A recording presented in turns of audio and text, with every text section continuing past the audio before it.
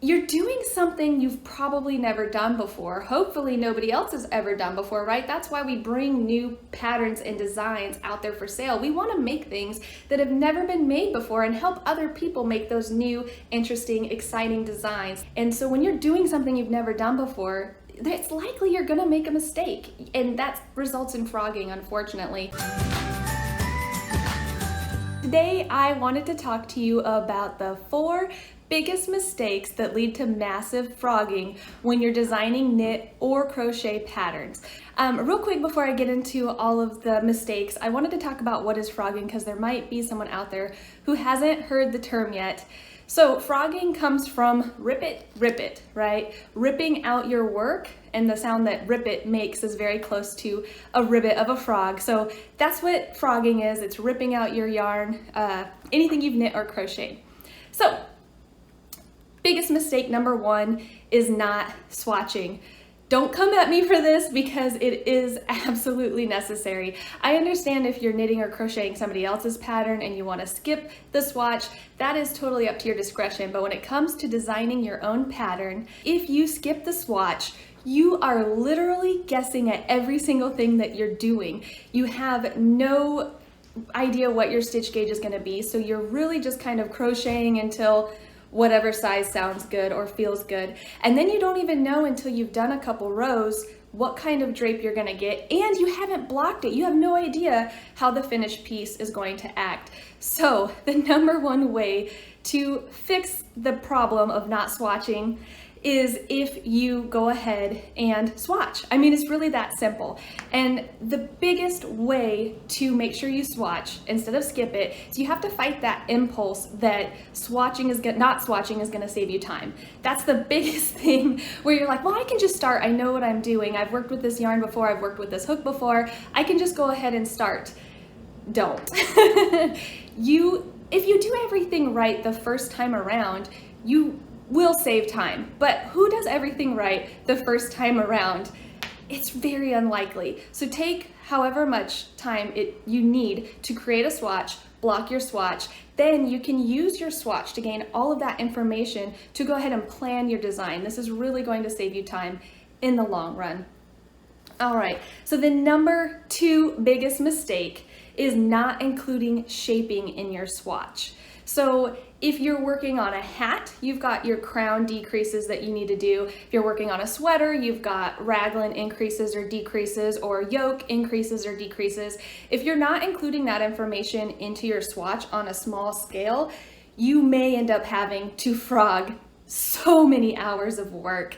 And it may seem simple, but when you're looking at a stitch pattern, right? So if you've got a stitch pattern that's a multiple of 4 in the yoke of your sweater, but your increases are not lining up with that repeat, you're gonna have a broken repeat of your pattern. Something like that is gonna come out in your small swatch when you include that shaping into your swatch.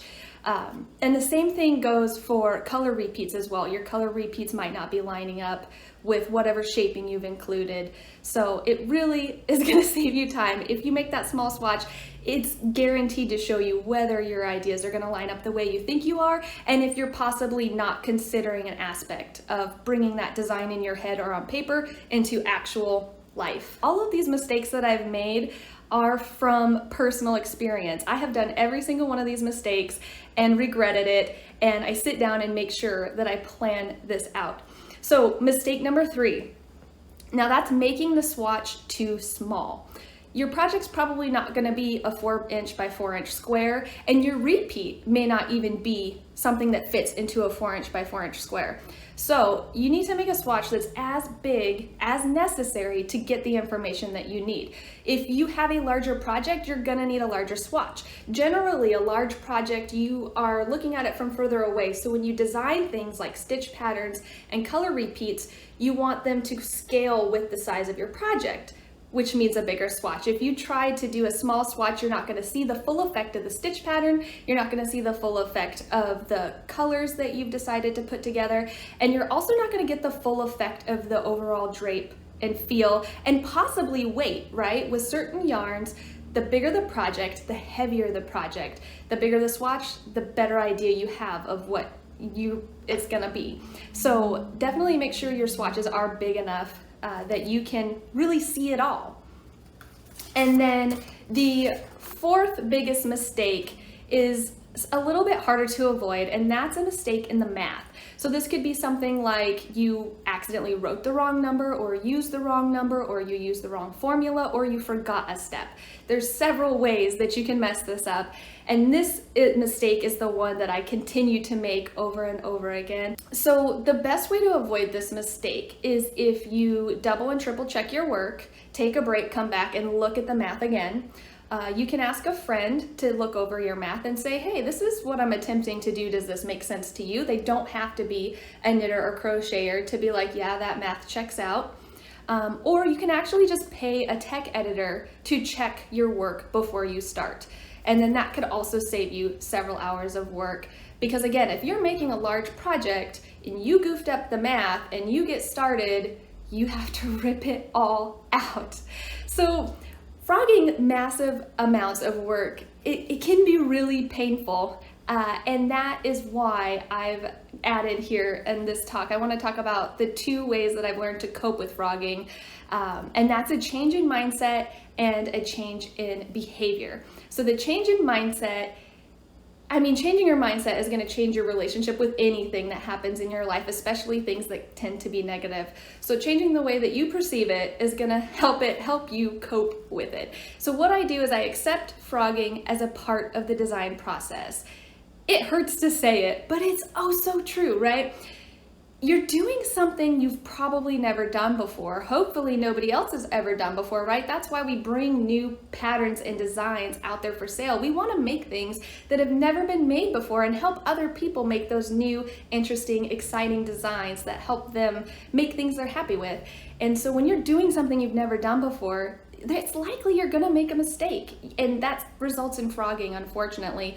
Or especially if it's in your mind and you sketch it out, but then you actually start to make it, you realize things that you couldn't quite see in your head or on paper, and then you have to frog because of that reason. So the biggest thing is just understand that's gonna happen sometimes, but you can avoid the amount of frogging you're doing by avoiding those other mistakes. Swatch big enough, add the shaping, check your math. That's gonna help you minimize the frogging, but you can't avoid it altogether, unfortunately. And then the other way that I cope with frogging is I've started calculating my time.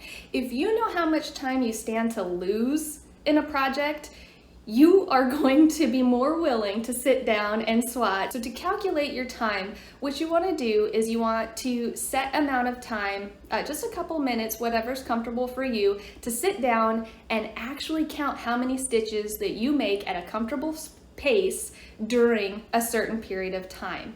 And then you sit down and you calculate, which you can use Excel spreadsheets for, you calculate the total number of stitches in your project. So for super simple math, and because I won't be able to do math live this fast, I've got a formula here. So let's say you plan to design a blanket that's a total of 20,000 stitches, and you sat down and you timed yourself, you can make 20 stitches in a minute. So 20,000 divided by 20 stitches is 1,000 minutes worth of work to create the entire blanket. So if you had to frog the whole thing, that's over 16 and a half hours worth of work. So, and that could literally happen if you didn't block your swatch and you block your final blanket and it just opens and there's giant massive holes in it and it's not what you wanted, or it distorts your design in some way that you didn't expect. So knowing how much time you stand to lose not only helps you plan so that you can avoid losing that much time, but it also helps you when it comes to designing on deadlines. So let's say that you've agreed to design for a company and they said, great, here's our deadline.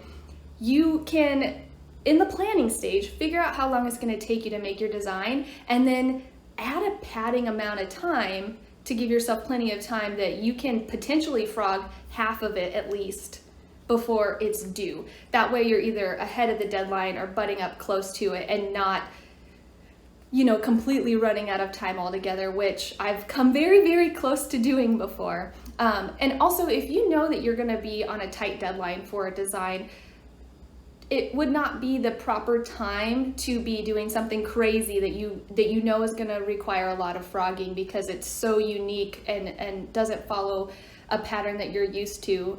And what I mean by that is, like, let's say you want to design a raglan sweater and you're comfortable with raglan shaping, you kind of know how that's going to go. But let's say you want to do something crazy where you design and it starts in the center of the back and then you shape up the shoulders and then you've got some sideways work in the front. It would not be an ideal time to design something like that when you know your deadline is short.